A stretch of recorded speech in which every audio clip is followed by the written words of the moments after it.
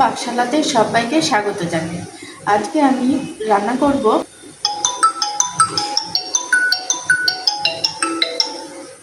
Hello. হ্যাঁ, আমি এই যে ইউটিউবে রান্না করব তার জন্য প্রিপারেশন নিচ্ছি। আচ্ছা, বলছি প্রিপারেশন তো নিচ্ছ ভালো, কিন্তু আজকে আমার এক কলিগকে আমি খেতে বলেছি। তার বা কিছু কি রান্না তুমি করা যেতে পারে? তুমি খেতে বললে, এদিকে ঘরে তো সেরকম কিছুই নেই, আর এখন রাতও কত বাজে, 9:30 বাজে, এখন তো বাজারে উঠে গেছে। যাই হোক, ঘরে কিছু একটা সামান্য, বুদ্ধি করে বলে দাও। ঘরে অল্প কিছু চিকেন আছে। ঠিক আছে, দেখছি কি করা যায় তা।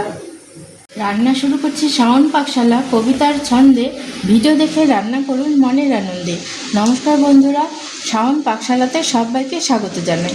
আজকে আমি বানাবো ডাল চিকেন। তার জন্য আমি মুসুরির ডাল নিয়ে নিয়েছি। মুসুরির ডাল এরকম হাফ সিদ্ধ করে নিয়েছি, একদম কিন্তু গলিয়ে ফেলিনি।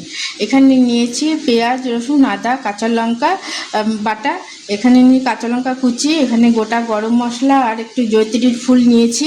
এখানে নিয়েছি দুটো শুকনো লঙ্কা, নিয়েছি একটা পেঁয়াজ কুচি করে নিয়েছি, আর এখানে চিকেনগুলোকে এরকম ছোট ছোট করে কেটে নিয়েছি।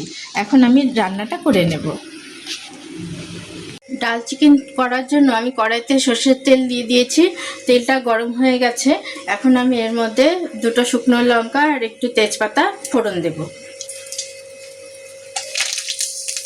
আর দিয়ে দেব গোটা গরম মশলা আর একটু জয়িত্রীর ফুল নিয়েছি, সেটাও ফোড়ন দিয়ে দেব।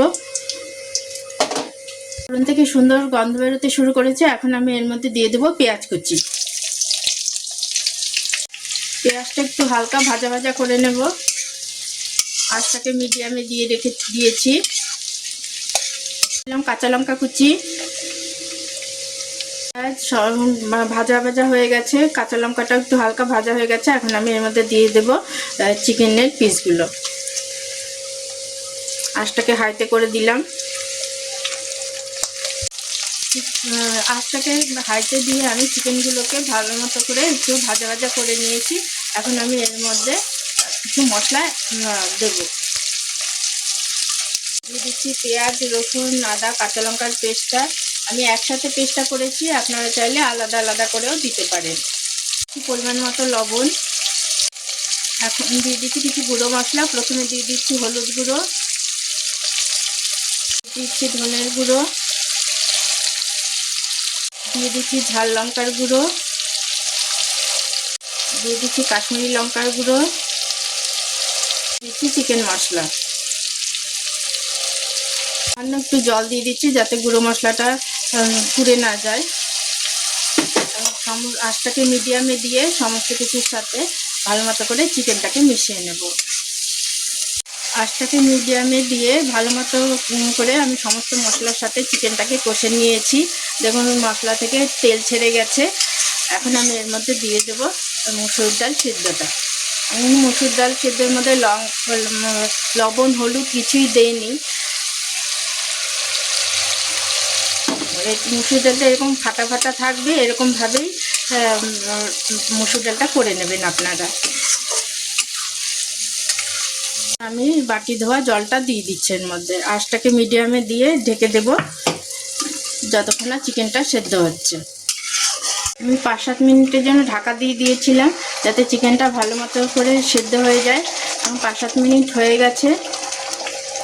এই যে দেখিয়ে দিচ্ছি চিকেনটা সুন্দর মতো সেদ্ধ হয়ে গেছে, এই যে একদম টুকরো টুকরো হয়ে যাচ্ছে। এখন আমি এর মধ্যে দিয়ে দেব একটু গরম মশলার গুঁড়ো।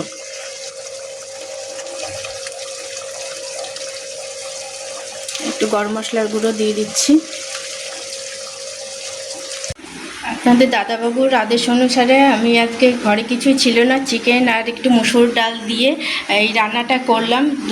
এখানে চিকেনের ফ্লেভারও থাকবে, আবার মসুর ডালের ফ্লেভারটাও থাকবে, দুয়ে মিলে এত সুন্দর টেস্ট হয়। আপনারা একবার অন্তত এটা করে খাবেন, আর খেয়ে ভালো লাগলে আমার চ্যানেলটিকে সাবস্ক্রাইব করবেন, লাইক করবেন, শেয়ার করবেন এবং কমেন্ট করে আমার পাশে থাকবেন।